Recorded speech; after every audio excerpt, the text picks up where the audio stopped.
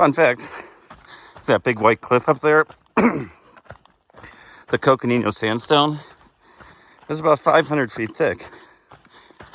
Just such a grand scale of things out here that you can't really tell.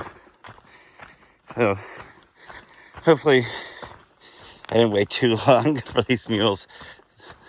There's a rest stop coming up where the mules are going to stop, hopefully. I know I've seen mules there before, and there's some hitching posts and water and toilets and stuff. God, there's a lot of flies out here today. Oh, probably because of the mules. Derp. So yeah, I'm just making my way through, finally down into the Supai group right now, or Supai formation. It's a group because it's a series of formations. That means I'm over 1,000 feet down so far. You really lose altitude quick in the canyon. So anyway, I'll show you what's around the next bend, because there's probably going to be a view, I'm guessing. Doo-ba-doo.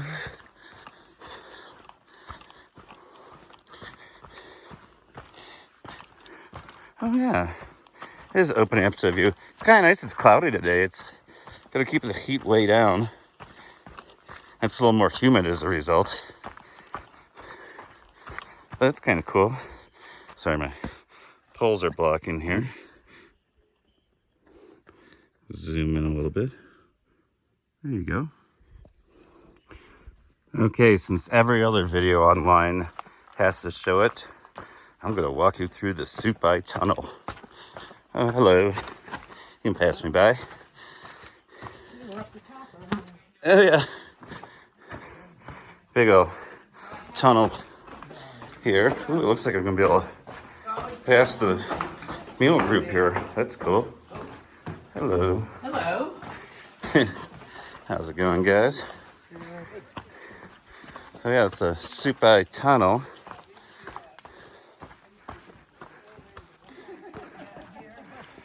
Okay, I guess I passed the mules there at the Supai rest stop. And those people that were in the Supai Tunnel were the mule riders. I didn't see the mules there. I saw the Wrangler at this little rest stop where I got water. And I'm like, I had to ask some of the people, I'm like, what happened to your mules? They fall over. I'm like, no. Like, we decided to part ways with them. I guess they get to stop there and stretch their legs and get off the mules. Actually, the ride probably ends there because there's no mule evidence really on the trail here at all, where above the Supai Tunnel there was. I assume it's the Supai Tunnel because it's in the Supai group here. So you can see the 500-foot Coconino sandstone and the 1,200-foot thick Supai. That's what I'm rolling through right now. There's actually a lot of landslides in this. When I've been here before, it's pretty much always under construction in this area, or trail maintenance. It's usually just like the trail crew people working, and they're like, okay, hikers, they all stop, or you have to wait a few minutes while they do some tasks like finish splitting a possibly large boulder or something.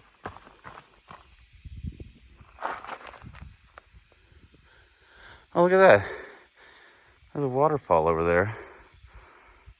Well, I can hear it running, and I can see the wet spot on the rocks. I just don't see the waterfall. I wonder if that's a break in the pipe, because I believe that right there is the water pipeline to the north rim. So I bet that's where's that? Right there. And I can hear the waterfall. I bet that's from a leak or whatever. They did say that the shower house and laundry and some of the bathrooms were closed up in the campground because they said that there was pipe damage. That's cool. Glad it hasn't started raining yet. I'm past the mules. Sorry you're seeing the Grand Canyon and bounce around vision here.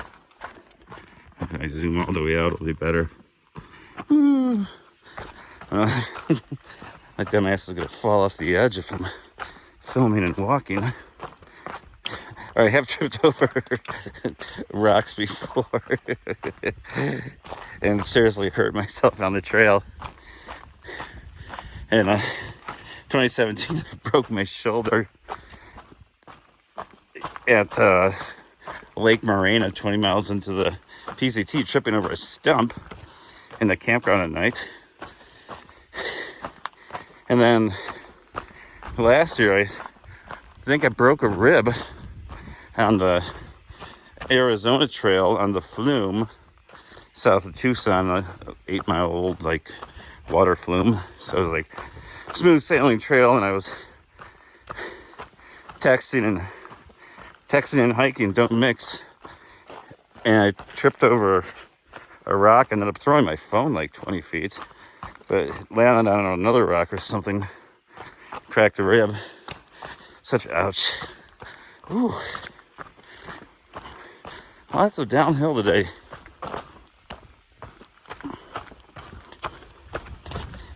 It's nice. Usually it's so hot when I'm down here. Today is perfect.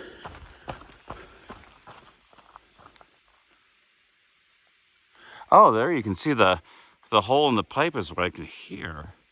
I'm like, there has to be a break in this pipeline. Right there in the center of the screen. You can see the water just spraying out of that pipe. Wow. Tell us to wonder why they conserve every drop.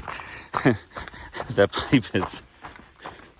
Man, how would you like to be the dude that has to, or lady, I don't know who goes out there, has to go up and fix that. It's like, in normal jobs, you don't need like extreme mountaineering skills just to, fix a pipe or whatever. The normal. Wonder if you're probably an MPS maintenance ranger and a member of the pipe fitters union at that time. Who knows, man? Oh, look, a tree. There you go. That's probably for the maintenance. They set that big old eye bolt in there so they can probably rappel down. Oh yeah, you can see this is an area that landslides right here. You can see they made some maintenance walls. But yeah, look at that big old rock slide. I want to be up here when that happens. Anyway, I'm gonna let you go for a bit. Making my way down through the Redwall limestone. Soon to be down the Muav shale down there.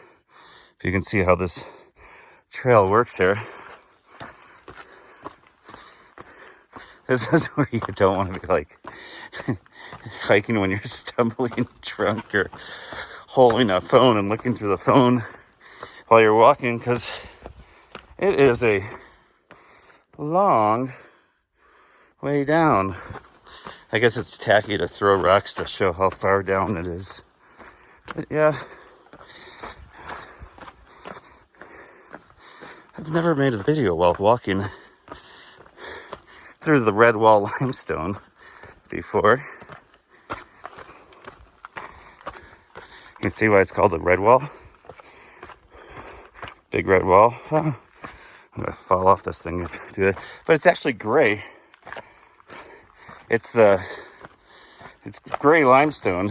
It only looks red out there because the Supai Formation is loaded with iron above it, so the exposed cliffs turn red. That's why it's gray, where it's just like busted through here, where they made this trail. Good old civilian conservation corps back in the 30s.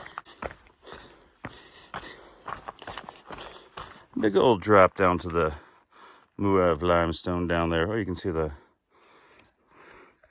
North Rim water pipe as well. Way down there. The one that was leaking further up. Ooh. So, I forget what this side canyon's called because Bright Angel Canyon's coming up over there past the end of the red wall where I'm at. And on the other side of the canyon, or the other side of like the campground, is Transept Canyon, because that canyon and another one makes like this cross, and I guess the middle part of like a Christian cross is called the Transept. Fun fact for the day. Anyway, I'll talk to you later. Okay, so the spring that you see right there coming down the rocks and cascading is Roaring Springs. That's the source of pretty much all the water for both sides of the canyon, North Rim and South Rim. It's where you see a pipe going alongside of it. That's let's see, right there's a pipe. Doo-doo-doo. So yeah, that's where all the water comes from. They pump it up from here to the North Rim. The South Rim, it pretty much flows like siphon style all the way across to Indian Gardens where there's more pumps. But yeah, that's enough to get everybody watered up here. Also, it's weird that there's so much water coming out there. Why didn't that form another little side canyon of its own going underneath that cliff or something? It just doesn't seem like to be cut back at all compared to like the, this giant canyon I just walked down that has no water running through it, and it's a huge canyon. I don't know, food for thought. I'm about to take the turn into Bright Angel Canyon here. That's right ahead of me. So that's cool. Then it's another, 8 or 9 miles down to the bottom.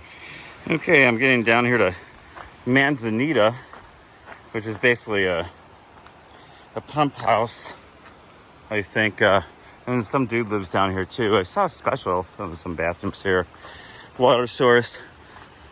I saw a special years back.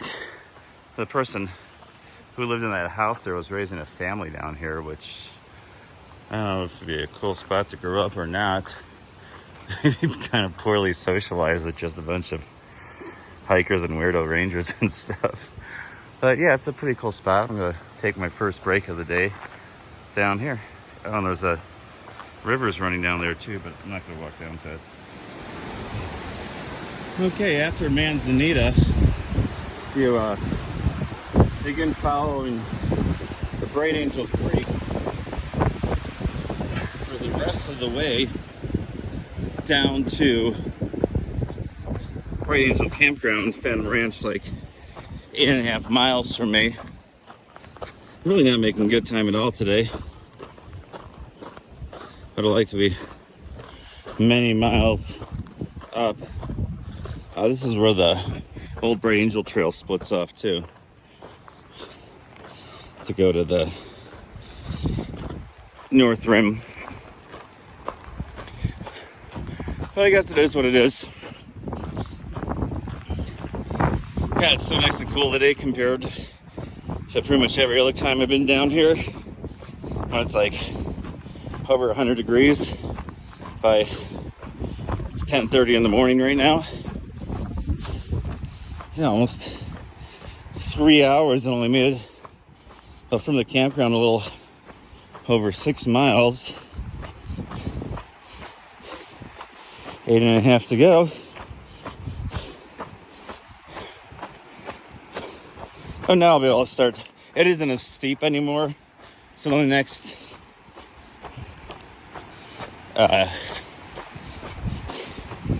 8 miles, I only lose something like 2,000 feet or 2,500 feet, something like that. I'm just guessing here. It's been a while since I worked these out. Like last time I hiked years and years ago here in the GCNP. Grand Canyon National Park. Nice pinyon pine. Ooh, I don't fall over.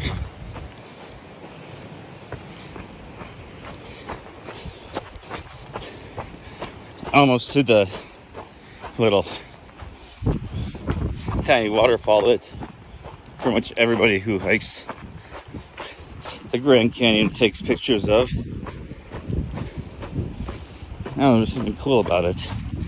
When I get there, I guess I'll take a picture too. Here it is, the waterfall everyone wants to get a picture of. Ooh, it just got windy too. Whatever that means, it's gonna start raining. Man, how many times did I want to go down there and swim in that pool or wade in it when it's really hot? There's zero good way to get down to it though. So I'm not going to it, I never did. I guess you can walk over there. It looks like there's a trail, which wasn't there before. But still, that looks like more effort than I want to expend. Wow. I think I just felt a raindrop. Man, this is what starting hiking a few hours earlier today would have let me avoid. But then again, I got to sleep in too, which was nice. And I woke up at 5:30 with everybody else packing up, but then I kind of laid around until 6:30, trying to get back to bed. I really like my Sea to Summit ultralight inflatable pad. I mean, it's called ultralight. It's still several ounces heavier than my foam pad. It just, I don't know. I'm really thinking about switching it out just to have something that I can just throw off my pack and take a break on occasionally. Because sometimes you just don't want to sit on the ground. I mean, like, here in the canyon, there's a ton of rocks to sit on to take breaks and stuff. It's usually not the case. Yeah, it's nice to have a nice soft spot to sit when you hike over 20 miles a day on average.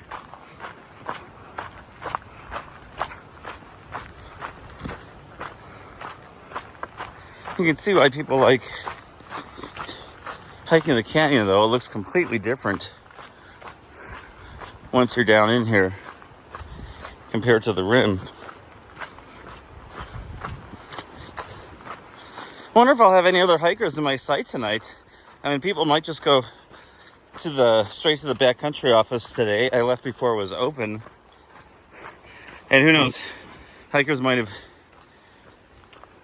gone in there after I hit it last night and hiked down to Cottonwood, say, and then got a night at the bottom. So all the AZT hikers, I guess, share the same campsite. So if there's a lot of people, you might not get primo location in the group campsite. And on a day when it's going to rain, you kind of want to be first to choose your spots. I imagine people are going to set up their tents right in the shelter, which I think the picnic table in the shelter would be a great place for me to sleep on top of while it rained outside. That's the primo spot. All right, talk to you later. Nice view of the canyon out here. You can see the Bright Angel Trail right up over here. There's a big boop, boop, switchback up there. Let me zoom in a lot. See that big switchback and that low point there? Bright Angel Trail. So the South Rim, all the visitor services, Bright Angel Lodge, Altivar, Absolute Madhouse is up over there. I'm not going up that trail. I'm going to go up the South Kaibab because the South Kaibab is the Arizona Trail, whereas the Bright Angel Trail is not. And I kind of want to say I did the Arizona Trail this year, not something similar to the Arizona Trail. But if the weather is, cold and windy and rainy in a couple of days, Thursday when I'm hiking up, I might take the Bright Angel Trail just because it's mostly more sheltered than the South Kaibab is. But then again, it's also not the Arizona Trail. And it isn't always about going the easiest way. But we'll see what happens. It's getting a little warmer down here for sure. Some breaks in the clouds too. I thought we'd be getting rain because I felt a few drops. I'm happy it's not pouring rain. Hopefully it won't rain before I set up my tent. I don't exactly like setting up in the pouring rain. But the good thing is though, you can see where the water is flowing through the campsites and stuff when it's raining already.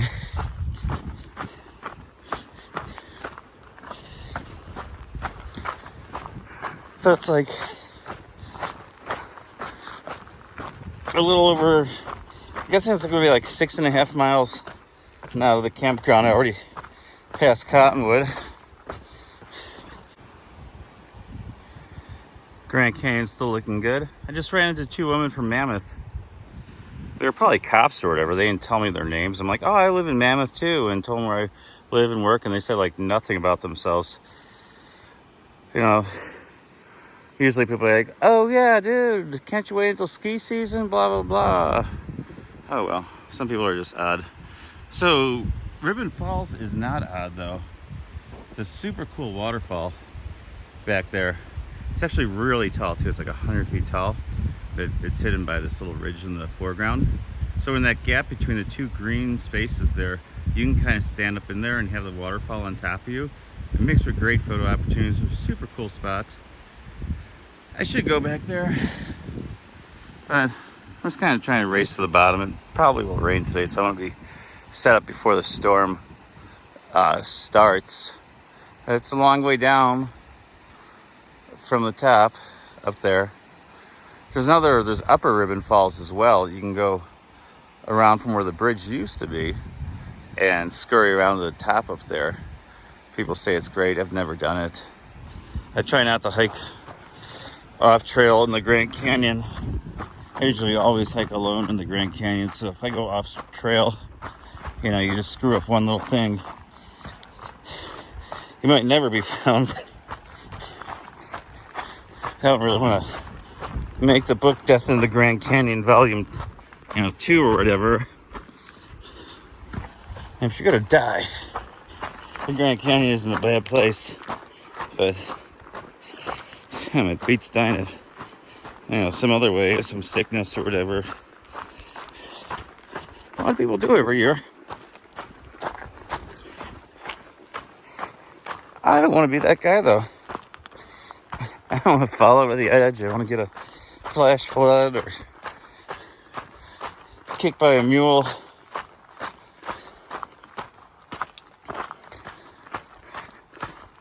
Choking on the all-you-can-eat stew at the Phantom Ranch. I wonder how much that is now. Back when I worked at the transportation desk in 2003, the stew dinner, I think, was like $27.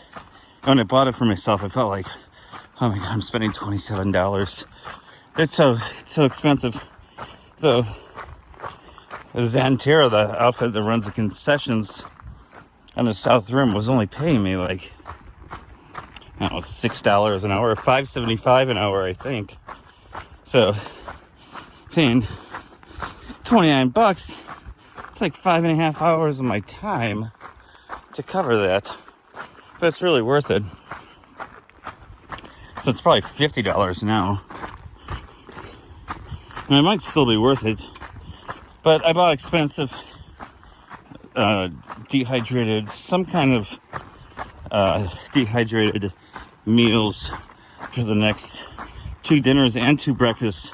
They're $13 a piece. I'm surprised I spent $52 on 4 meals, but I just kind of likened to the fact that I usually eat out most of my meals anyway. You can't really get anything for $13. Like, even burritos are expensive nowadays. There's a path to... Oh, I could have probably got a better view of that canyon there where Ribbon Falls is in. Just gotta go. I mean, it's so close. I don't know why I don't just walk the quarter mile. Oh yeah, because I'll probably want to stay there for 2 hours. Because it's really, really neat back there. Really nice little shade break spot.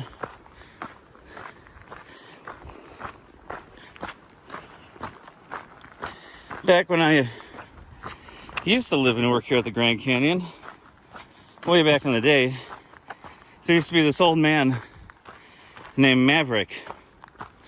And Maverick probably has more miles in the Grand Canyon than anybody else on the planet. He used to just constantly rim to rim to rim it. Him and his wife lived in Trailer Village, and I think she worked for the Grand Canyon Bookstore or Grand Canyon Conservancy. I don't know what he did. Well, one day, and this is kind of sad. They're getting old, and they've lived at the Grand Canyon forever. Everybody knows about him. Maverick's a hiking legend. He never gets a permit. He always like camps, and like if you find like a cool stealth campsite somewhere that isn't like a permitted campsite, you'd be like, oh, that's must be one of Maverick's sites or whatever, or it's a Maverick campsite. So one day he decided that him and his wife were getting too old, and I don't know all the details of the story, but long story short, he shot her, then shot himself in Trailer Village on the South Rim. So it's I'm sure they'll put that one on Death in the Grand Canyon. Murder suicide. Well, it should. The guy was a hiking legend. They sure make this canyon look nice though, don't they? Damn, son. I'm gonna try to go slower. I'm gonna spin the camera around.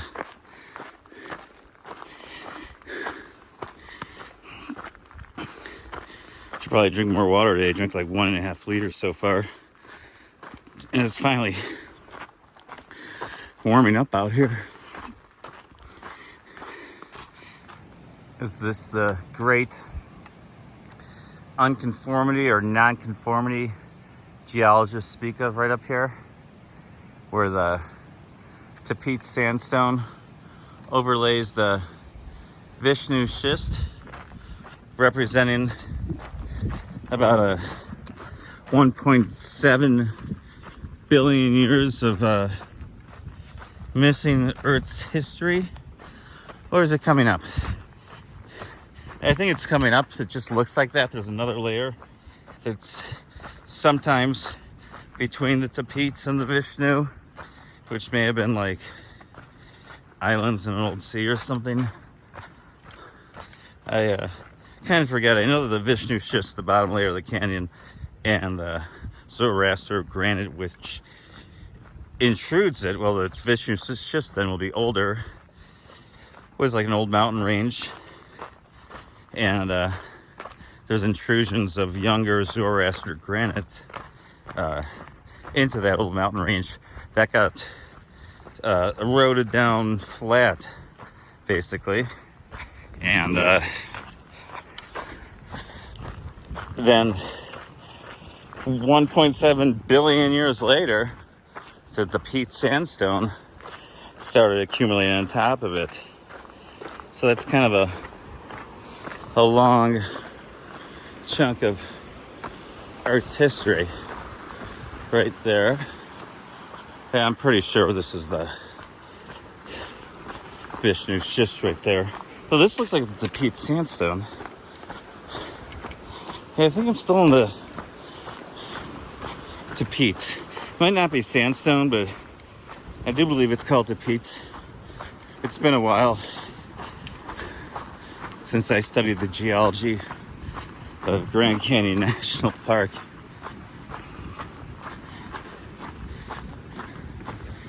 I do know, though, that this little bridge we're coming up to here, you out there, you wonderful ladies and gentlemen in YouTube land, can see this little walkway.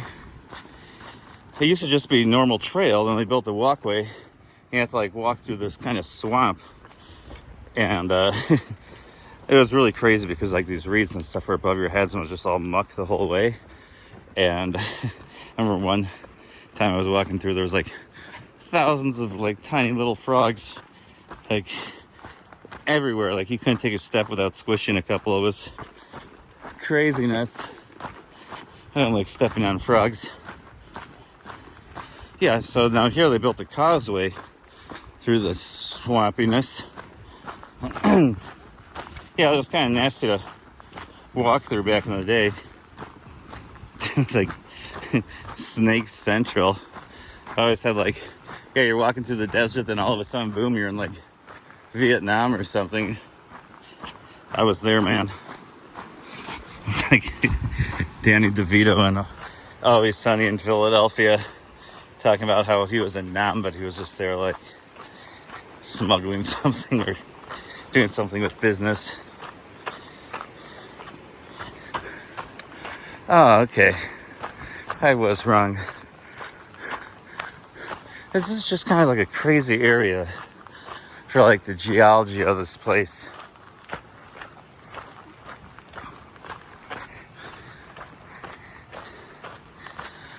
Why don't you stop and film? Well, good question, good question.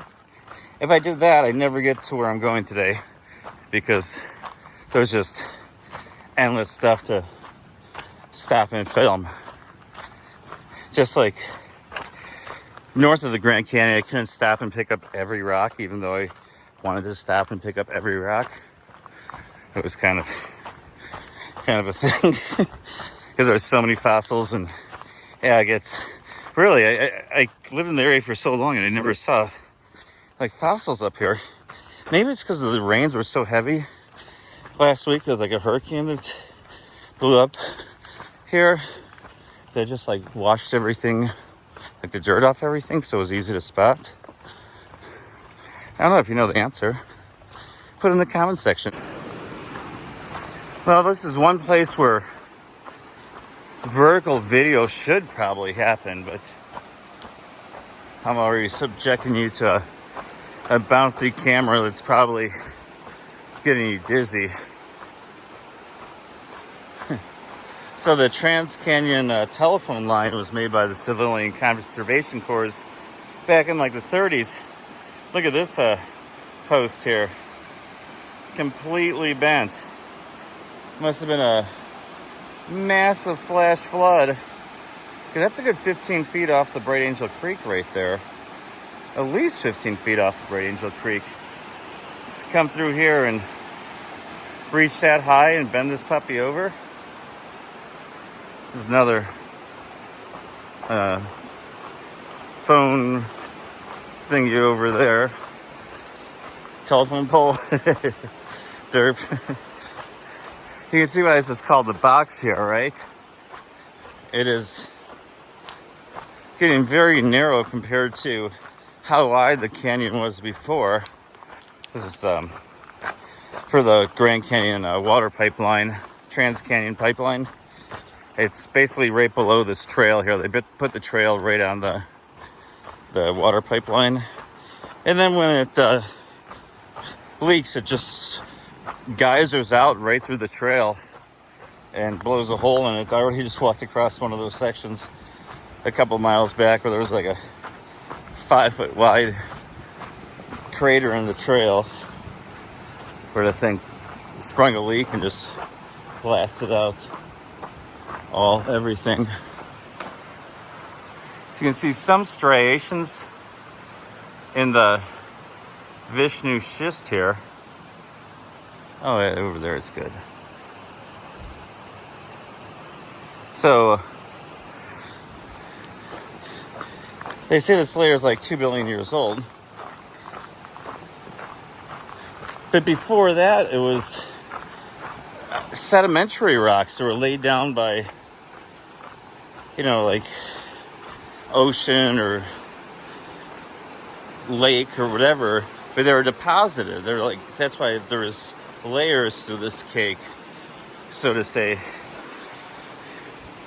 And then in the time being, it's gotten super metamorphosized when it was in the mountain building process, and it just squished that and melted it and turned the sandstone and stuff into the schist.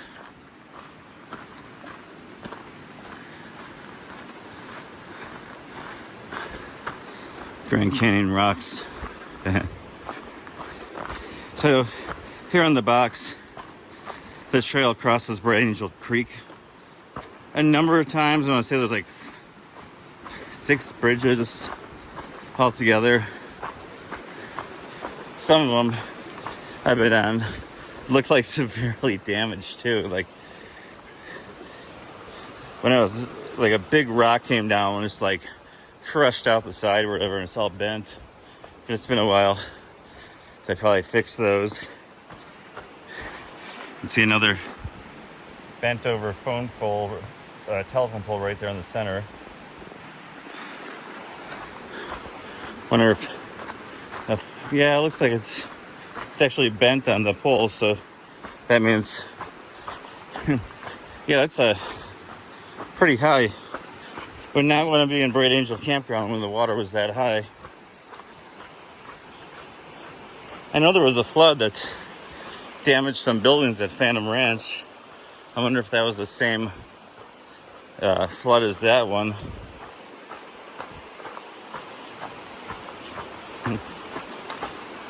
There's something like a foot of rain, like really warm storm right at the end of the winter, like a heavy winter on the North Rim, and like not only did all that water come down, it also melted all the snow and released that water too.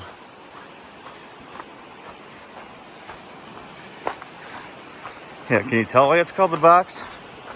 It's a narrow canyon, and I double checked on gut hooks. It is 4 miles from the start of the box down to Bright Angel Campground.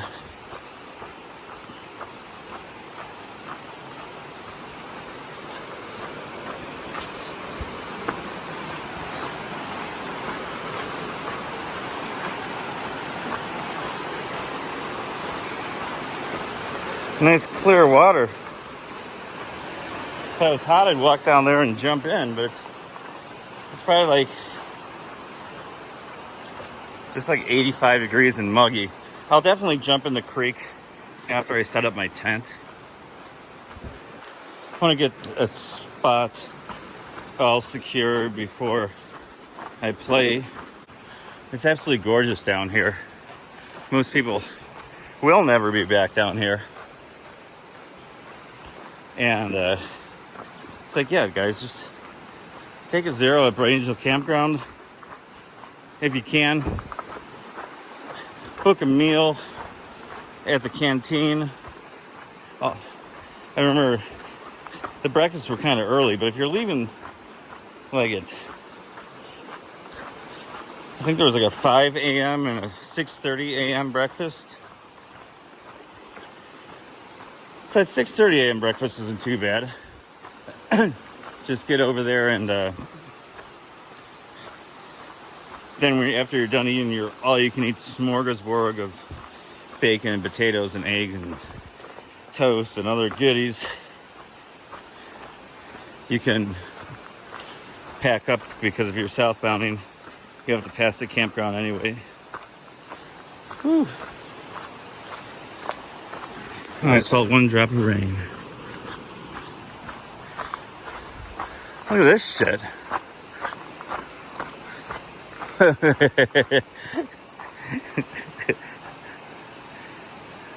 Wow. It's like a helicopter just dropped a big ass welder and generator, a couple of gas tanks, and some other stuff right in the middle of the fucking trail.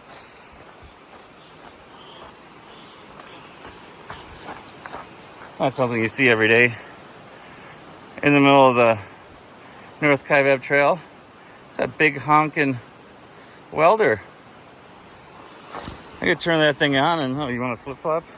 I could turn that thing on and charge my phone. That'd actually be hilarious. If a ranger comes by, he'd be so mad. Okay, I've been walking down from the north room up that way, along Bright Angel Creek and the North Kaibab Trail. Usually when I'm down here and I have 2 nights at Phantom or Bright Angel Campground, I'll take a hike up this side canyon here to the Bright Angel side canyon of the Grand Canyon. This is called Phantom Canyon. It's a great hike. It's only 1 mile from Phantom Ranch to Phantom Canyon, and you just walk down over there and walk across the river. It looks like there must have been some floods recently, because usually it's super overgrown in there, and I've seen it like this before too, but now would be the time after floods to go up there.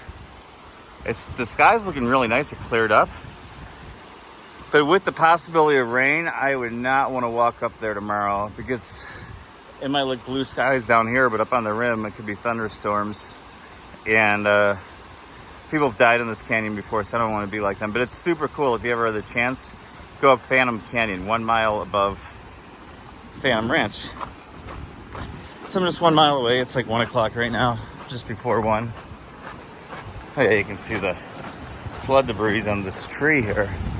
But Phantom Canyon is neat. I haven't been up Phantom Canyon in about 11 years or so.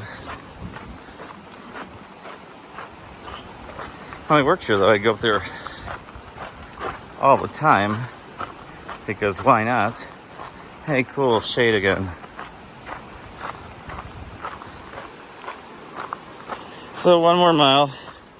I'm just gonna book it past the ranch, I think, to the campground and set up,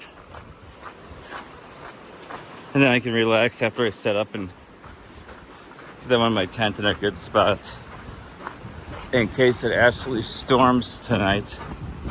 I'm not worried about not having a spot. I have a guaranteed spot, but it's not saying I won't be one place left, you know, with an anthill beneath it or something. Oh. Yeah, nice bridge. Good bridge, people. Good bridge. Whoa. Well, maybe not a good bridge, because I almost killed myself right there. Got that big bolt in the side of my foot. Oops. I should focus on watching where I walk.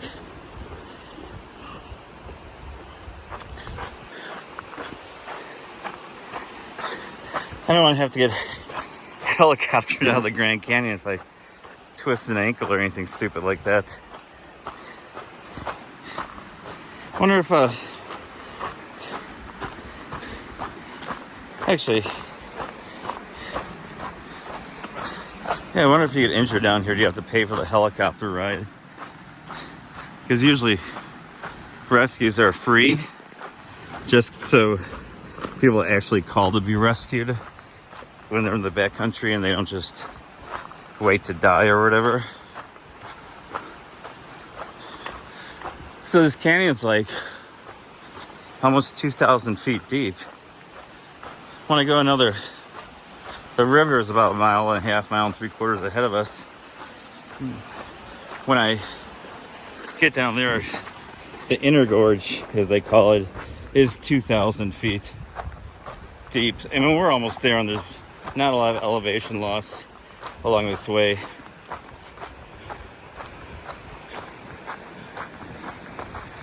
If you haven't been to the bottom of the Grand Canyon, I highly recommend it, and I highly recommend spending at least 2 nights down here, because if you're not somebody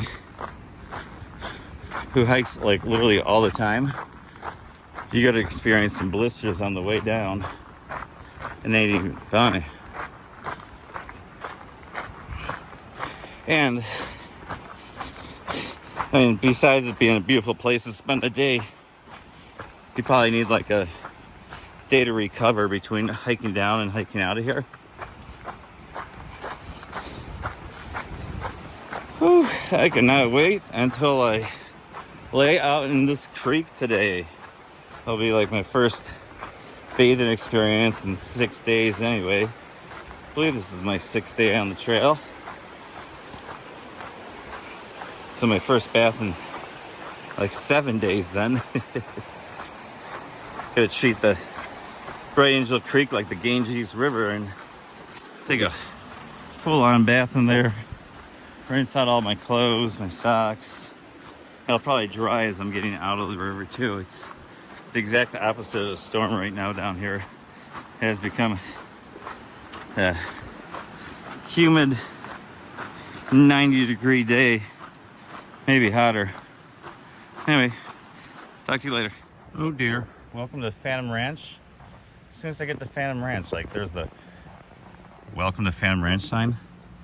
There's a deer right in the middle of the trail. Well, I guess I'm not harassing wildlife if I'm just like continuing. Actually, I'm like completely out of water. Oh, look, another deer. Oh dear. Oh dear. You guys want to let me through? Come on, guys. Oh, there's 3 of them. Come on. This is like what you see in hunting season when you're like too close to the fucking like outside your car or something where you can't actually hit them. Come on, buddy. Come on, buddy. Come on. Jesus Christ. Come on, guy. Come on.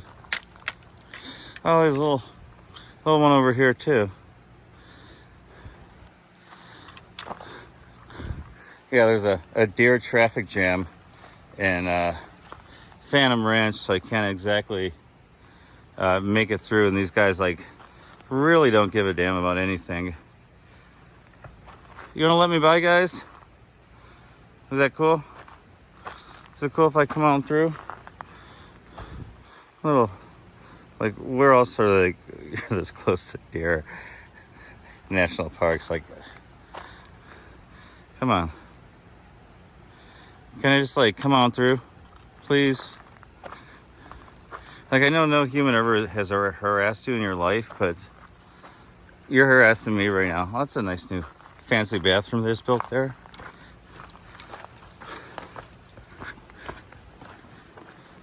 So these are the bunk houses at Phantom. They're just basically dorms, men's, women's, co-eds. Those are a treat to stay in if you like to sleep in air conditioning instead of like when it's like 130 down here. It's like interesting that they don't want to route you in front of the, I'm gonna route this way anyway so I can walk past the water.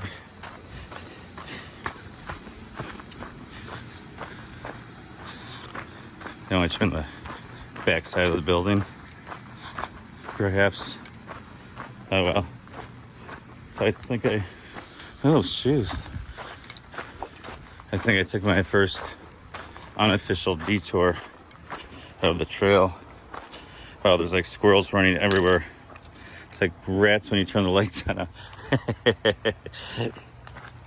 This is hilarious. Phone booth. I've made many calls from this phone. Hello? It's for you. So you can order from that window over there at Phantom. Let's see, I just need some water here. Set this down. Okay, there's a UFO over the Grand Canyon up there. That they have to eat fish for dinner.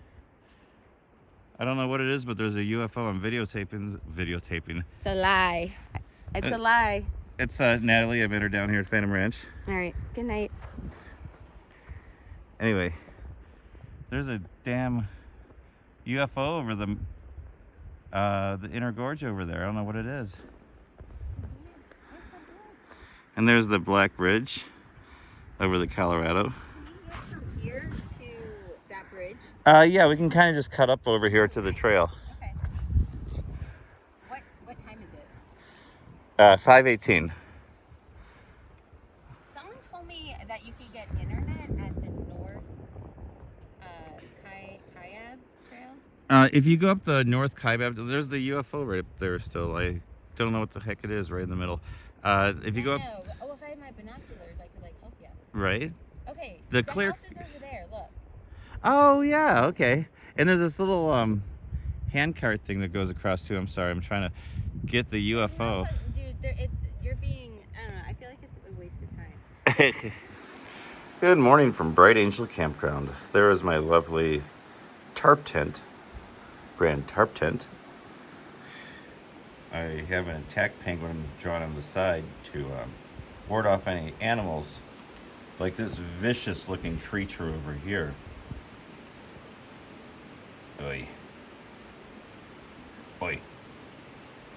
Like AC/DC. Oi. Oi. Oi.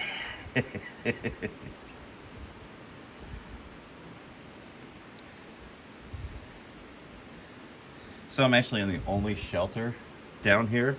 The ranger said that on Gut Hooks, the app, there was like a few different things where the hiker site was. It said it's stock site. It said site 32, which is over there.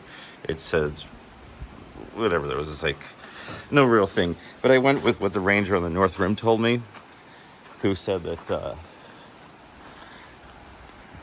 he's like, just use one of the two group sites. I'm like, oh, either of the two group sites? Because I've been down here like 30, 40 times right over the bottom. I'm like, can I take the one with the shelter in it? And he's like, oh yeah, go take that one with the shelter. It's the only shelter down here.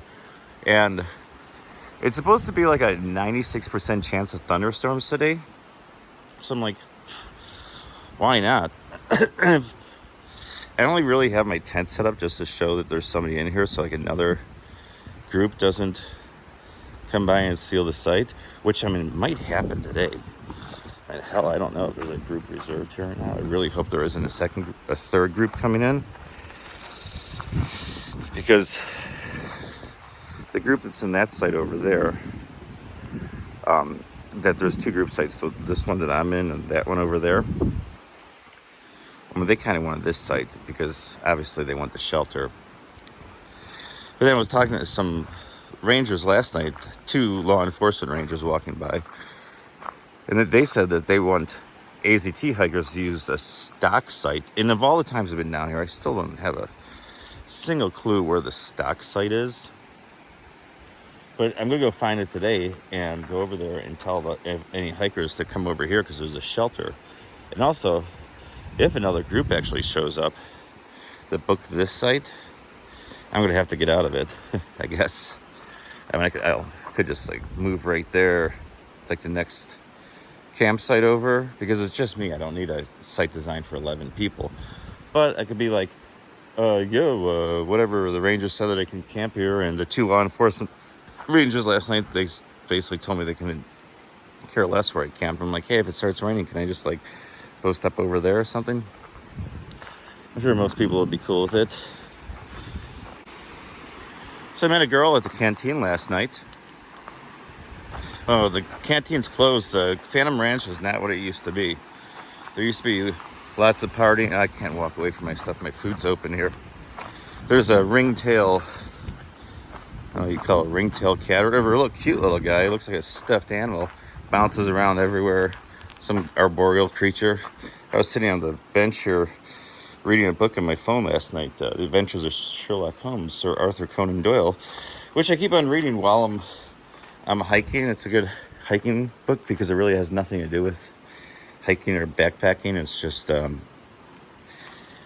different stories, and they're kind of all interesting. Sherlock Holmes stays up. Well, it's written from Watson's perspective, but he's talking about his friend Sherlock Holmes. He has to, he'll stay up for a week doing cocaine because, to solve crimes, because the brain isn't equipped with all the tools you need, just like a carpenter needs tools. Well, so does your brain. And Sherlock Holmes, his tool is cocaine.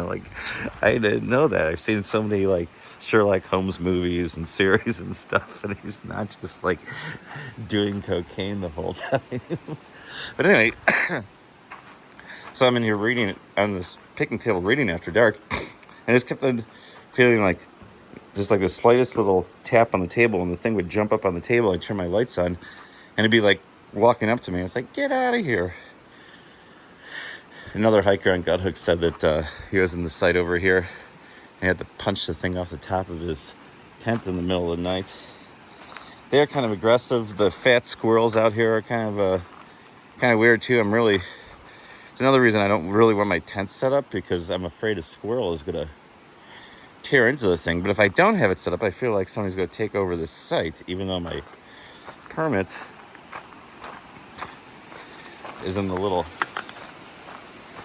permit box right there. So back to last night. Yesterday afternoon, I went over 3 o'clock to the canteen, which used to be really cool. You can hang out inside in the air conditioning and stuff like that. There's games, outlets to plug in, things like that.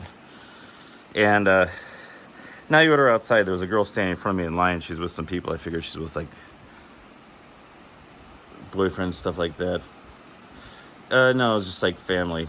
And then it's we go up there to get another beer, and it's oh, they're closed. They close at 4 o'clock till 7 o'clock.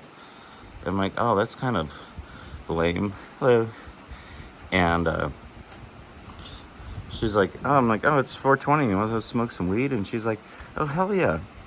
And so she immediately leaves with me, and her dad chases us. I'm whatever. She's late 30s or whatever. And I'm oh, come with us. We're going down to my campsite to drink some beers. I brought 3, so I have an extra one for you too, sir.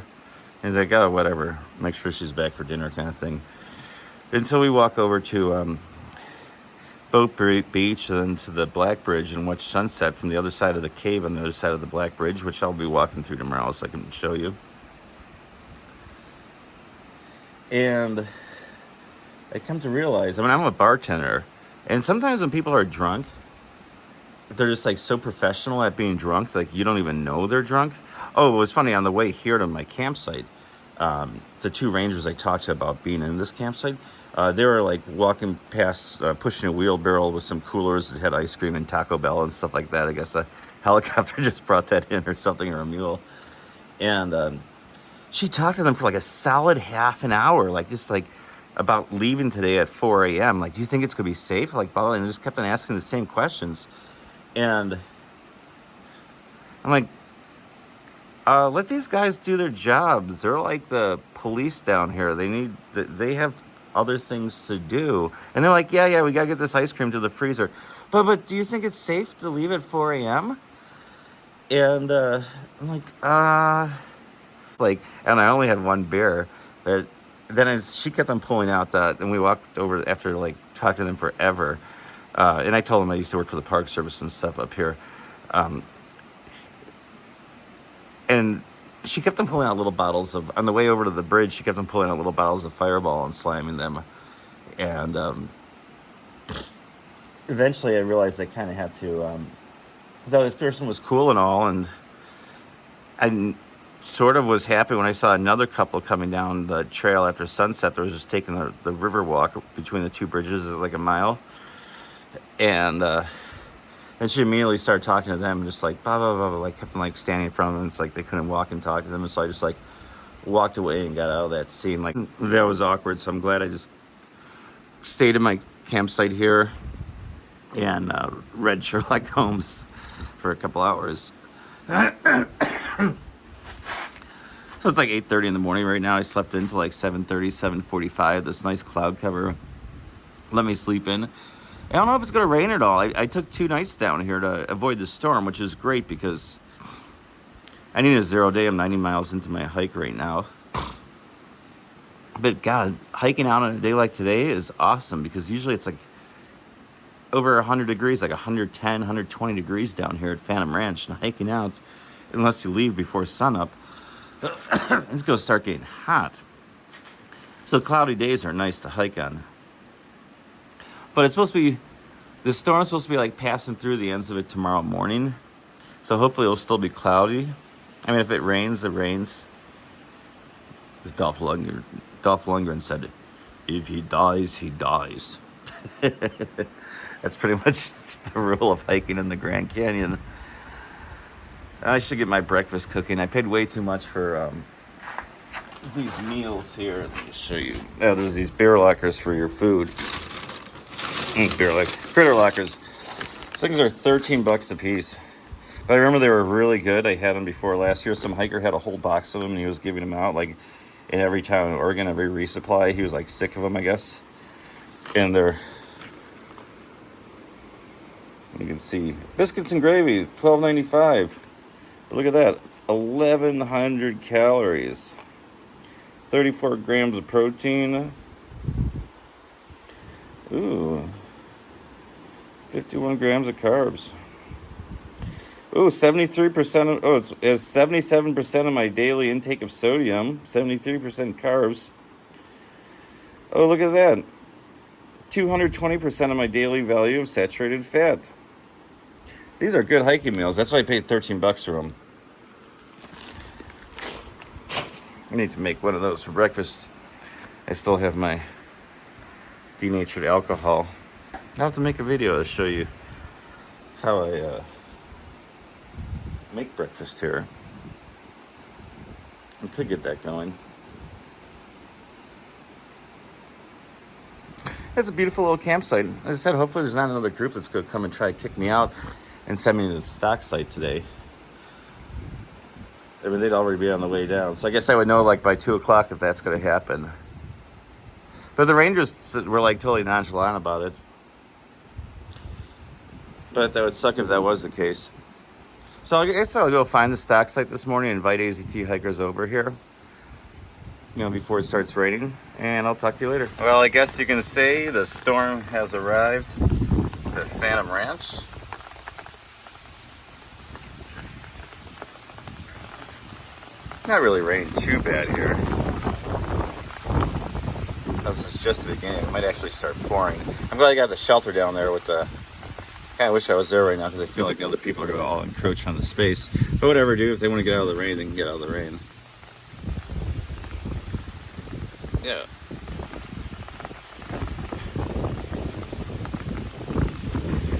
Not a lot of people around because it's raining. Actually, the umbrella works better sideways because I'm underneath a tiny little roof right now, drinking a beer that they sell here. I figured I'd walk down here, but I didn't realize it was going to start just like pouring. Probably wait 10 minutes and it won't be pouring anymore. So that'll be nifty. Oh,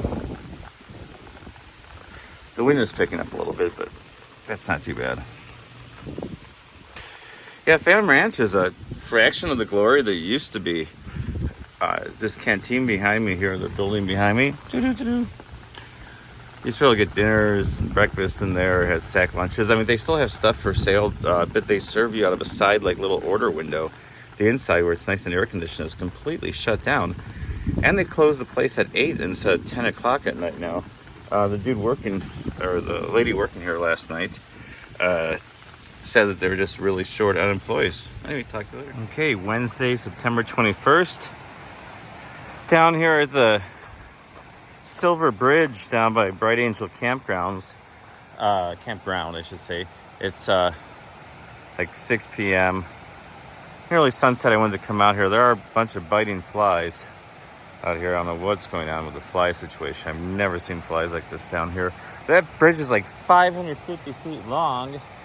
And I'm not going to be going over that one tomorrow. I'm going to be going over the other one. But this is a pretty cool spot. The river is a chocolate river.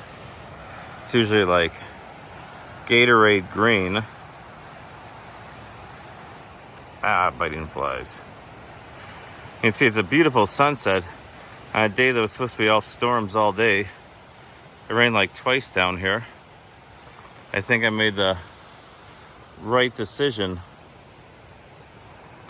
on staying down here because it's just been super chill. So I guess the story of the girl from last night continues, and I made a really good decision of going back to my campsite instead of going to the canteen where they let you hang out and drink beer from 7 p.m. to 8 p.m. where I would have ran into her again because, well, I talked to the rangers for like 25 minutes today. They kind of like saw me on the trail when I was walking through Phantom Ranch, and they kind of chased me down and were like, yo, like, can we talk to you about that girl? I'm like, so something happened last night? And they both look, I'm like, yeah, something happened. What happened? Anyway, long story short, about midnight, they have to escort her back to her father's cabin in Phantom Ranch because they were both staying there. I guess she called 911 because she wanted to hook up with one of the rangers. And then showed up at the ranger station. So anyway, this is the Silver Bridge. It's called Silver because the one way over there is the Black Bridge. Biting flies. It's like a mile of trail away. Let's walk across this thing. At least out to the center. Oh, look at that. You can see through. I'm like looking at my camera. And I'm like, there's gonna be like seeing like one of these panels missing. The river seems kind of deep. Like all these boat people, when I was at Phantom Ranch today, were just like, oh, it's so scary. The Colorado River is soon to disappear. Like, well, yeah, maybe the flows aren't that great or whatever. But it's pretty much higher right now than I've ever seen it down here. With these rocks are usually like totally dry. So it's actually flowing pretty good.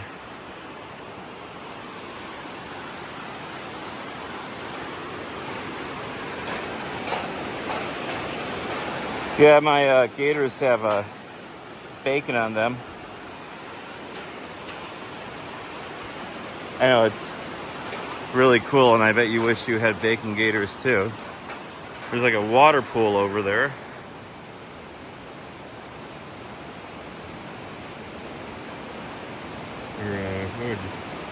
It's like different vortices.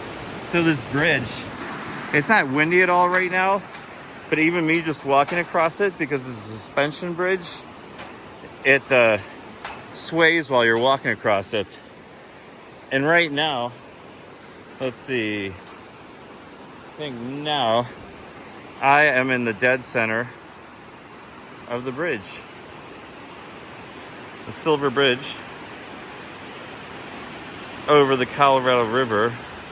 And the clouds are just amazing today.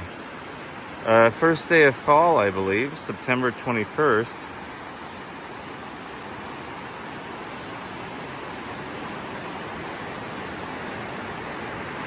Should we jump?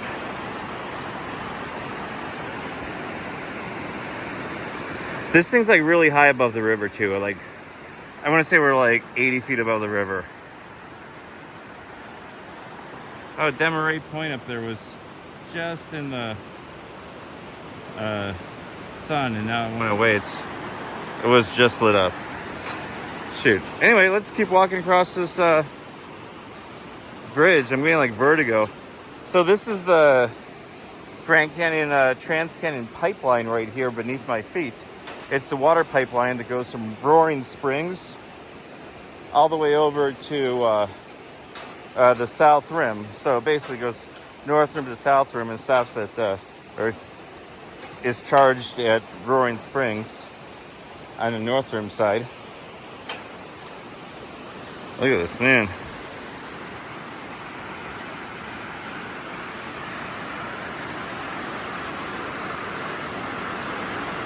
That'd be just like ridiculous to fall into.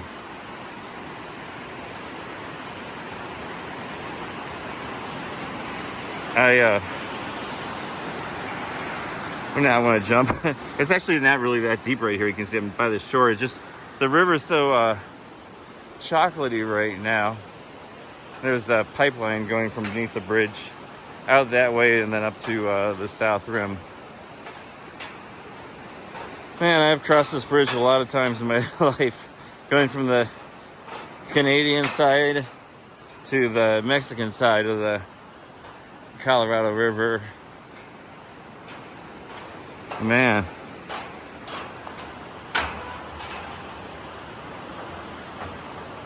So, oh, look at that. Life jackets, emergency use only.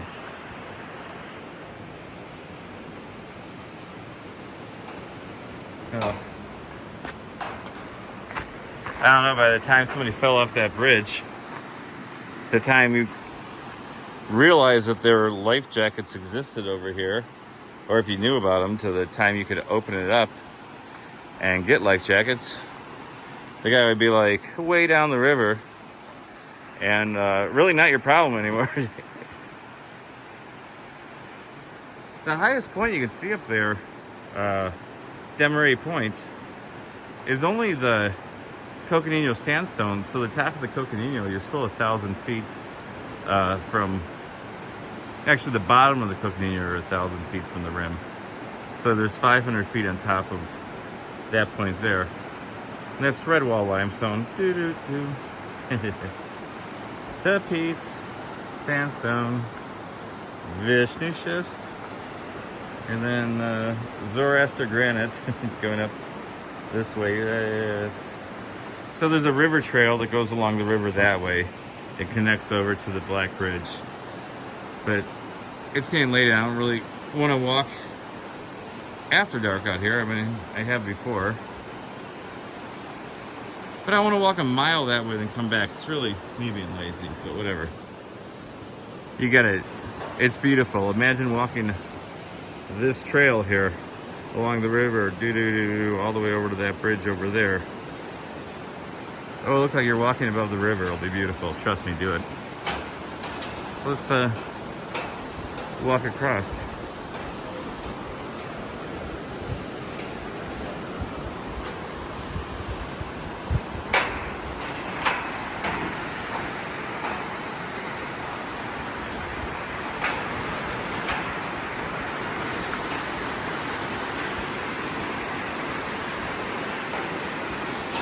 I really like being down here. And I especially like being on the Silver Bridge. Seems like every night, or almost every night, that I've ever camped at the bottom of the Grand Canyon, after dark I come out into the Silver Bridge and just chill for a while. Especially if it's windy, this bridge kind of sways around a little bit. Or you can just jump up and down and it starts moving. Is that a bad thing? I don't know. So, at the center of the bridge right here. Oh, yeah.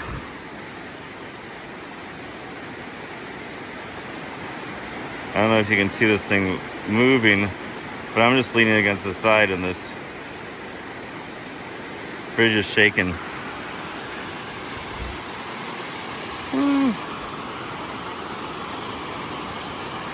There's a lot of flood debris down there in this general area.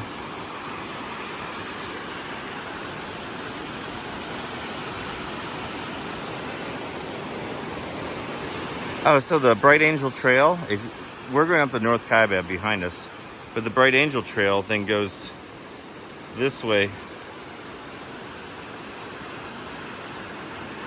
and goes way down, like a mile down the river here, and it's really beautiful. And then either gets to a point where you go up Pipe Creek and you can go down to the rapid there, and there's a little beach. And if the river isn't, full of sediment, you'll probably want to jump in. Though sometimes it's scary and you won't, because you get too far out in that current. And last time you'll ever be at a beach, boy.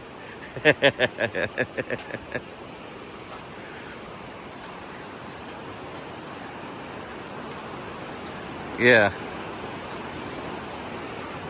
So this is what crossing the Colorado River is like on the Silver Bridge.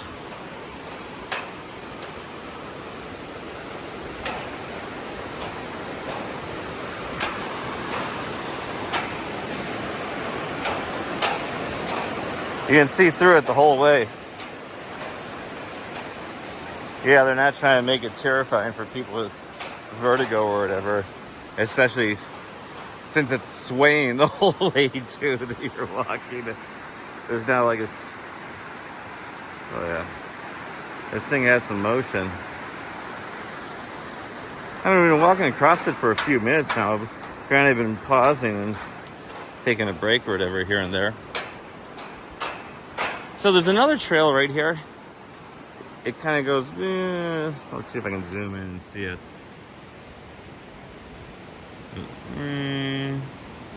Up there's a good spot. You can see it. And it follows along the river for a while, then it goes up there. From the first campsite in the campground here, there's also a trail that goes up there, and it leads to a place called Piano Alley. I guess because of these rocks that are strewn everywhere up on the to Pete's on that side. On the south side, it's called the Tonto Platform. You can't call it North Side Tonto Platform. Do you care? Do you care? No. Okay, cool. I don't care either. We'll call it the North Rim Tonto Platform. That is one big bridge, isn't it?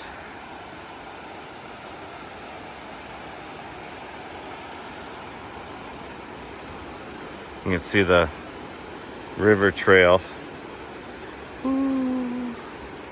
going up that way there. I was like staring at something else trying to do that. Surprised I didn't have this rolling my high-tech VHS camera that I'm using here. I'm surprised I didn't have it rolling recording tape at Phantom Ranch. I basically hung out there all day, except when I went to grab my charger for my camp, and the Rangers chased me down and talked to me about this girl from last night, and it sounded like they had a similar experience that I did. But they had to talk to her dad.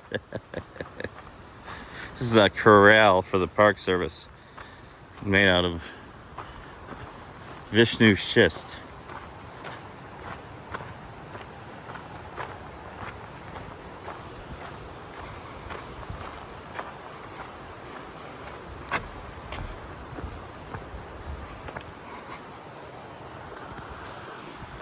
I assume it's nice sometimes not hearing me talk, and you can just see what the trail looks like. But I have a kind of hard time just not talking in general, since I'm kind of a people person, I guess. So sometimes, most of the time, no, sometimes. Yeah, so chilling, walking back to my campsite now. Walking through mule shit. Such mule shit, like the whole trail. It's a trail of mule shit.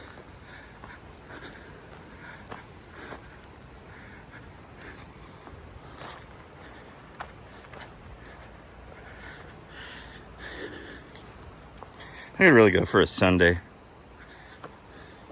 Well, I guess in like 40 minutes I'm going up to Phantom. My battery is charged in there anyway, my external's battery. Hopefully it's fully charged. I need to grab that. Something to do with the water system here. You should jump around on that.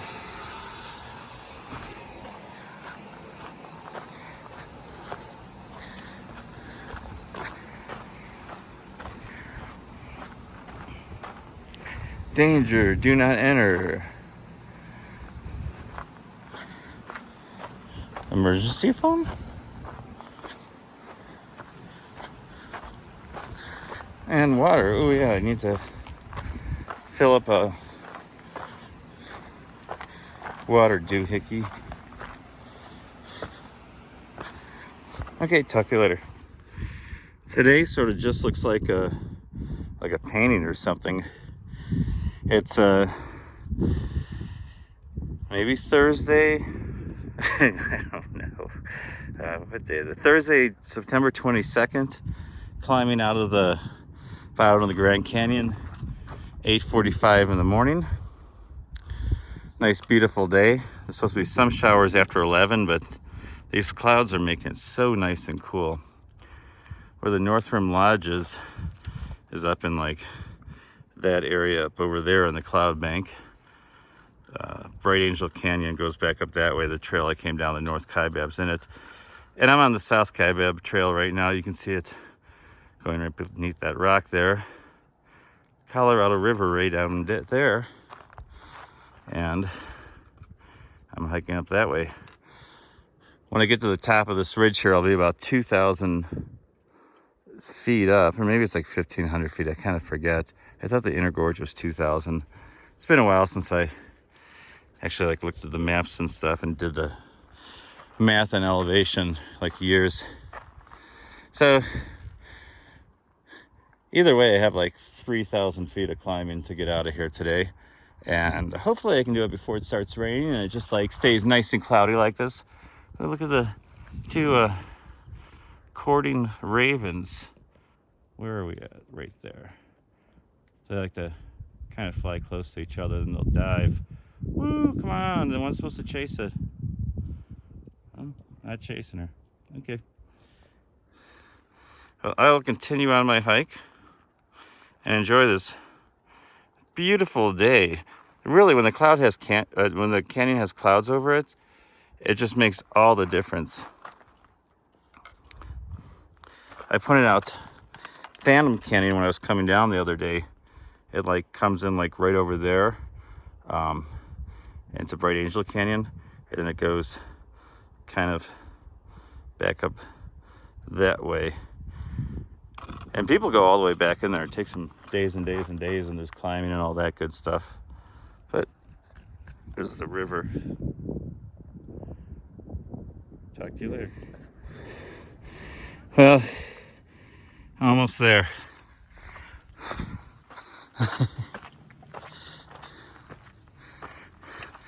Started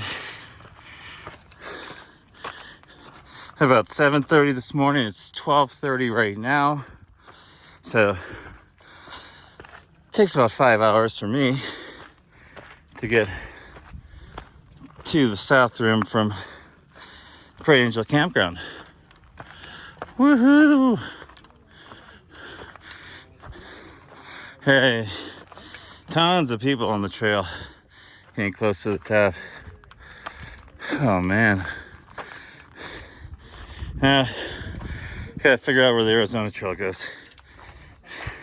Some Park Service corrals here.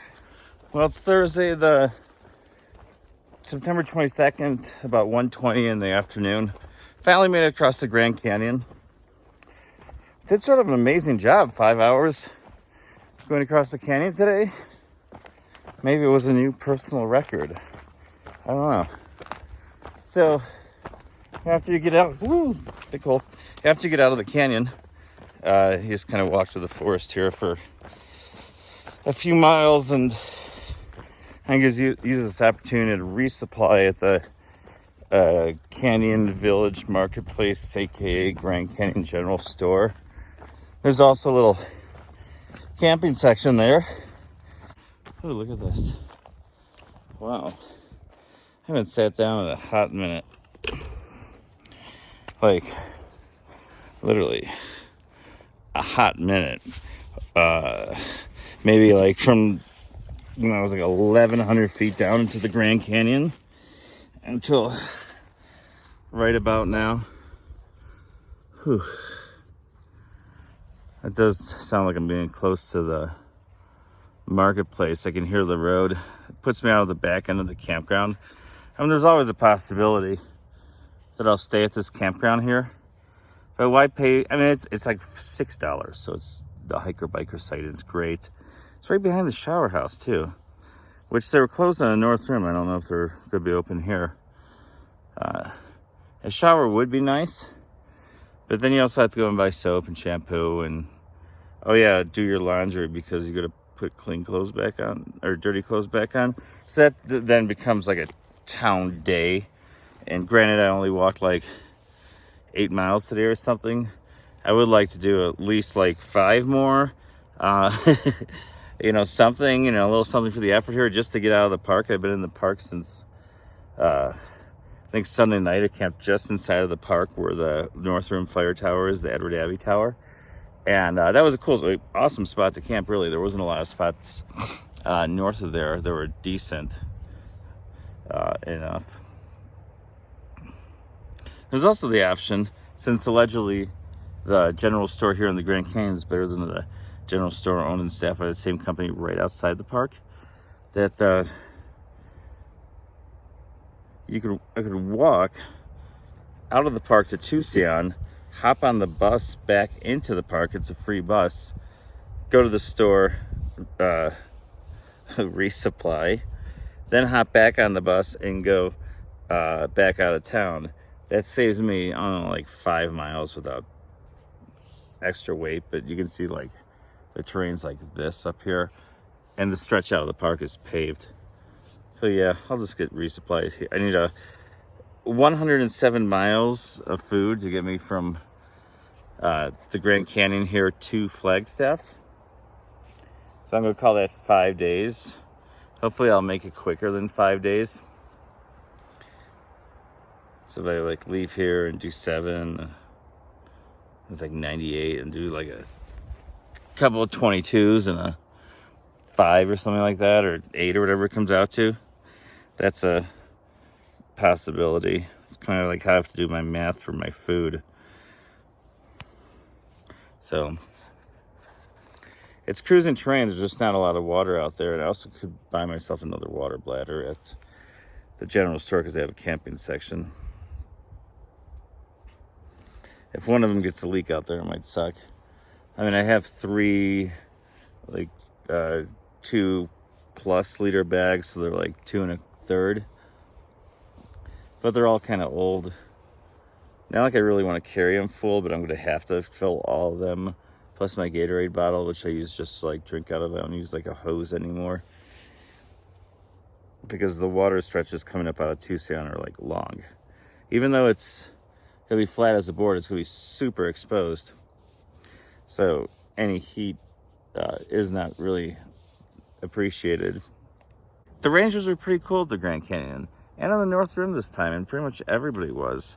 It was funny, the North Rim employees of the store, they hated the store. They're like, this is like, they're so sad. They're like, I can't even, it just sucks. It sucks working here. It's like being on an island with a bunch of people that hate you. Like, just give it like 3 more weeks, like the season will be over and you never have to come back. But I get that working seasonal jobs, like when it's getting toward the end of the season, you're just like, I just want to go hiking or do nothing, and this job's killing me. So yeah, now I'm gonna be in warmer country now that I left the North Rim. There's like a 1,200 foot elevation difference between the North and South Rims. North Rim's higher. The whole Colorado Plateau gradually slopes down to the south. It was cool hiking out today. It started off being like super cloudy, and then it was like scattered thick clouds. Now it's like that I'm on the rim, it's barely any clouds out here. Big trees.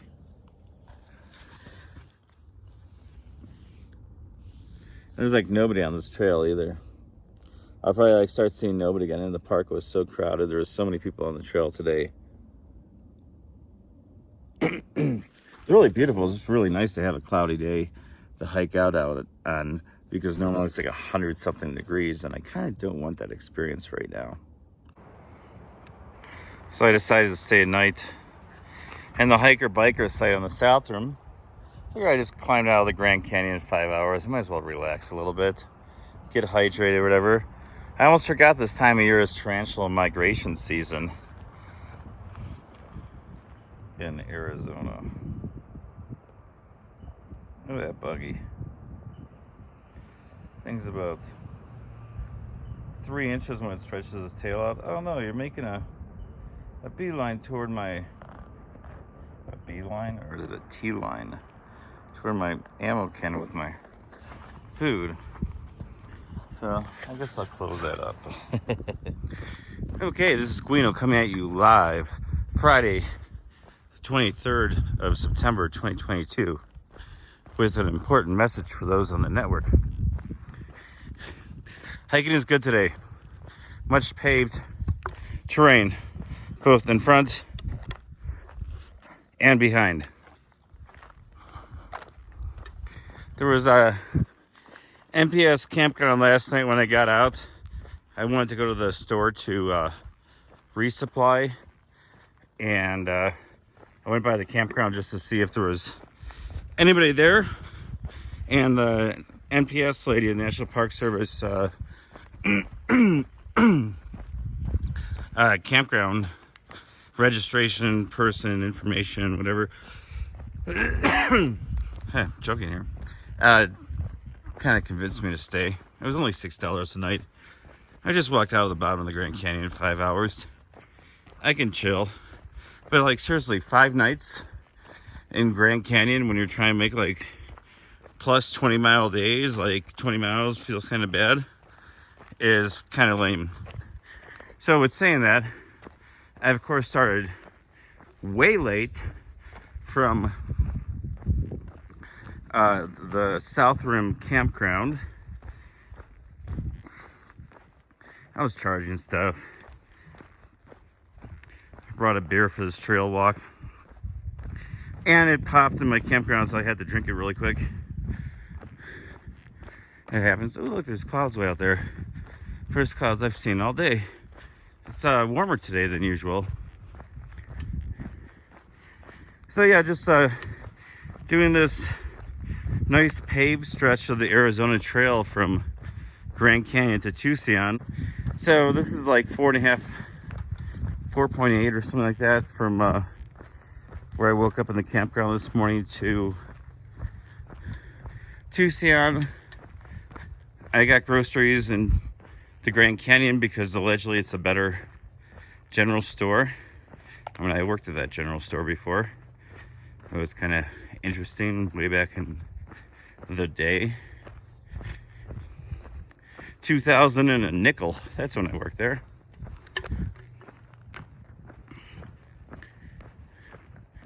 So yeah, it's better than the one that's in Tucson. So I got food for 107 miles from the Grand Canyon South Rim to Flagstaff. They did not have denatured alcohol there. So for my stove, I we were at a gas station here in Tucson to see if they have any. I really should have asked the people at the campground here, but I didn't.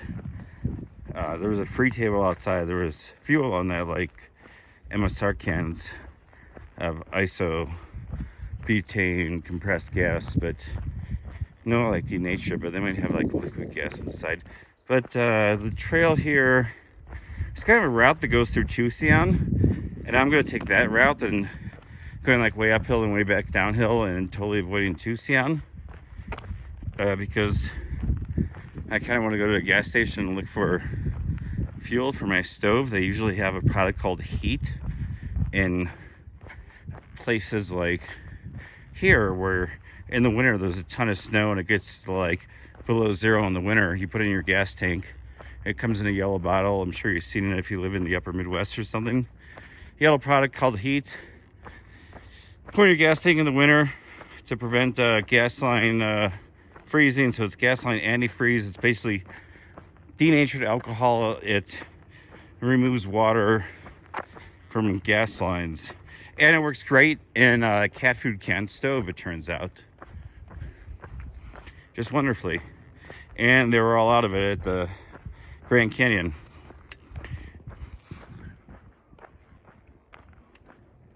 The funniest thing was when I was looking for, I just hit the button by accident. Okay, so the funniest thing was when I was looking for denatured alcohol at the Grand Canyon Marketplace General Store, South Rim. And there was a nice little camping desk there. I actually used to work there a long time ago. The girl there who was like super helpful and nice to the two random European girls, I think they're probably from Spain, with their accents talking English. Talked to me like 10 minutes, and then she was gonna go back to get the gear that they rented from her. I'm like, yo, hey, quick question. I used to work at this very desk like way back in the day, and I noticed you don't have any denatured alcohol for sale with your other fuel, but back in the day, you guys used to sell denatured alcohol and white gas and stuff like that by the ounce. She's like, and do you still do that? And she's like, I know what you need. I'm like, no, like, do you guys like have denatured alcohol? I need it for my camp stove. She's like, no, we don't sell denatured alcohol, or we're out of it. I don't know, but what you need is nail polish remover. It has acetone in it, and that's what you're looking for. I'm like, what are you talking about? She's like, yeah, the nail polish remover has the chemical you're looking for that's in the denatured alcohol. And I'm like, literally, what are you talking about? I have no clue. I just want stove fuel so I can have like boiling water to make my meals in and stuff like that. She's like, no, I get you. But like, seriously, go for the nail polish remover. That's got what you need. I'm like, okay. So obviously she drank, or somebody drank the denatured alcohol. Welcome to my nightmare. I think you're gonna like it. My backpack's like way too tight right now. I do not know why I started so late, but I really did need to charge everything that I own. It's 107 miles to Flagstaff, and my phone, which I'm like killing the battery today out here, just like because the internet's so good after being in the Grand Canyon a few days and being up on the North Rim and stuff. I'm like watching stuff online and stuff as I'm walking.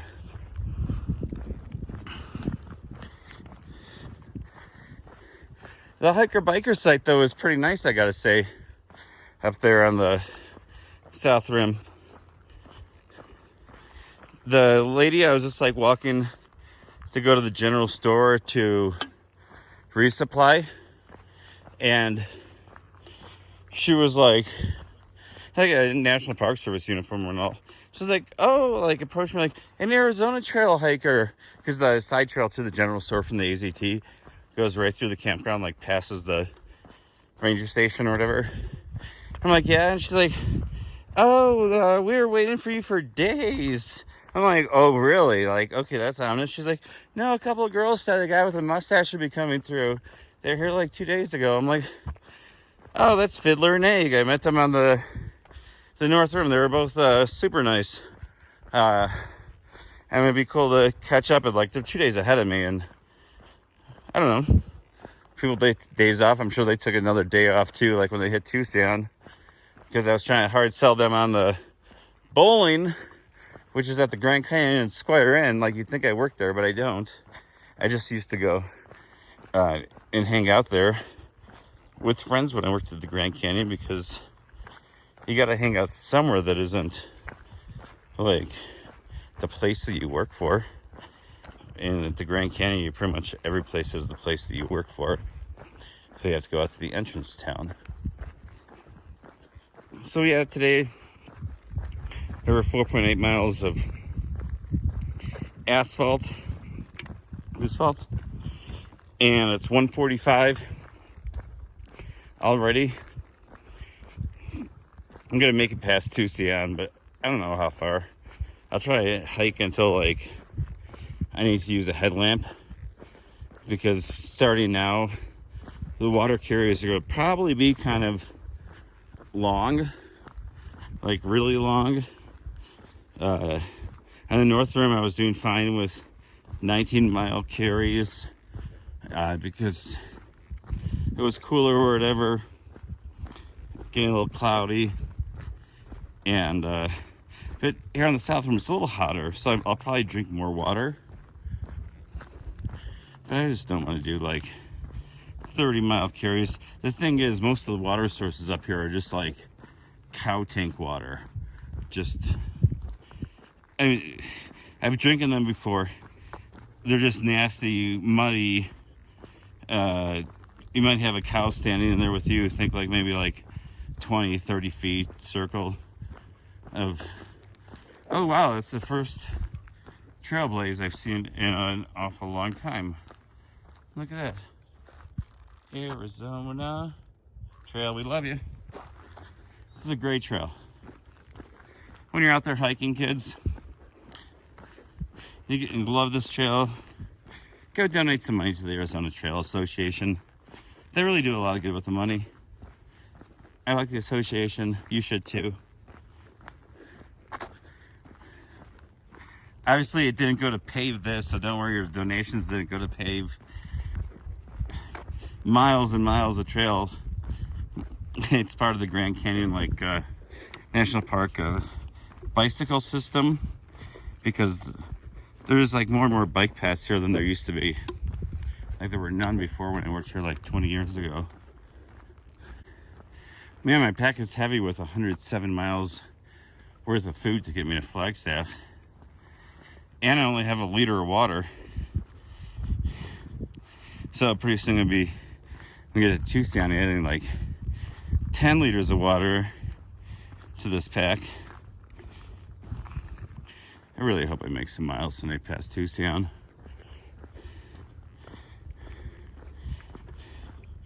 I'm just getting close to. I woke up like at 6 this morning and just dilly-dallied around my campsite. Everything was super soaked though from condensation. So I'm like, yeah, let's just hang out and let it dry, and one thing led to another, and now I'm here. Well, have fun out there.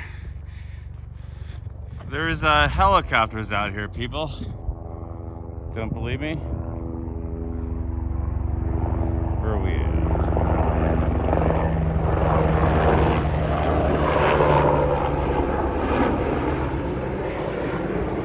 Yeah, they keep on passing by. Okay, I'm coming into Tusayan. There's we cook pizza and pasta. The employees used to call it we burn pizza and pasta, but it was always really good, and I always enjoyed leaving the park to go eat a meal over there. I don't know what it's like today, but if it's the same owners, it's probably the exact same way. It was always a good meal. Yeah, it's gonna be a few bucks more. Hey, the plane. Hey, boss. Hey, boss, the plane.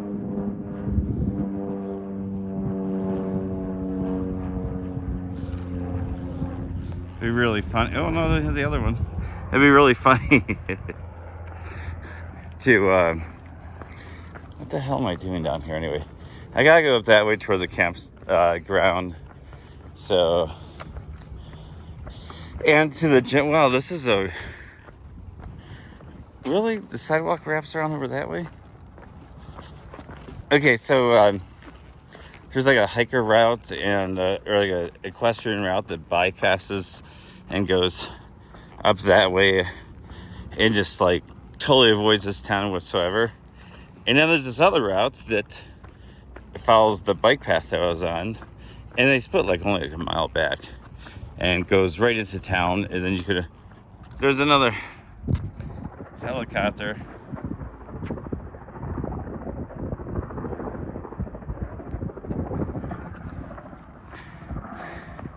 I don't know, I heard like O'Hara was the busiest here. What kind of truck is that?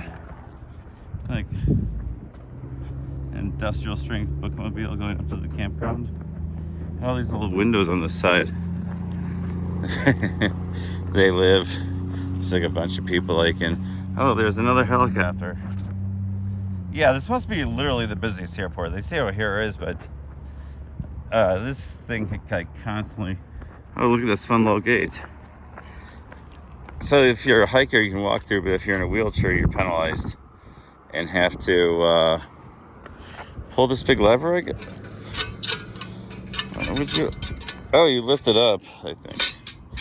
Oh yeah, because if you're in a wheelchair, you're supposed to lift this up, push, and then go through the gate. Oh yeah, then you have to, of course, lift it up again while you're going downhill. And oh no, the latches. Like, why the heck is that to begin with? I'm okay, so there's a cow guard there, so there could be cattle. Oh look, the plane. Oh look, hey boss, the plane. The plane, boss, the plane.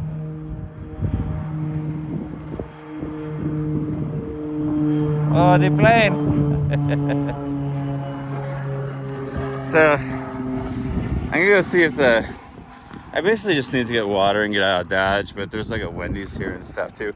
Oh, there's an IMAX theater in this town. Like, oh, a McDonald's, the most expensive McDonald's on the planet, is also in this town. So, oh, the Yippee-A-I-O Steakhouse. Oh, this is like turned into like a whole plaza over here since the last time I was here. And there's a Starbucks. Oh, there's a Pizza Hut. Oh, come on, please tell me the Wendy's is still open because I need food. And I really, oh, there is the Wendy's. I see the sign. Do you see the sign? Way down there next to that flashing 32, it says Wendy's. So, yeah, I guess, oh, there's like a trough I have to cross here, I guess. I don't know how that deep that is. There's a little path.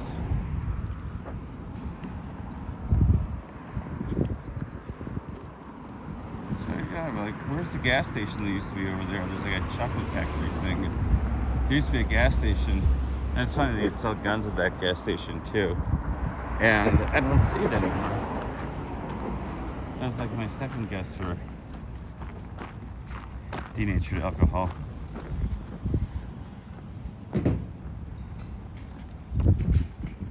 Oh, there's a dog looking at me. Growlers starting at $14.99. Oh wow. Growler Phil starting at $14.99. Oh my god. Let's see what this place has. First off, we gotta touch the door.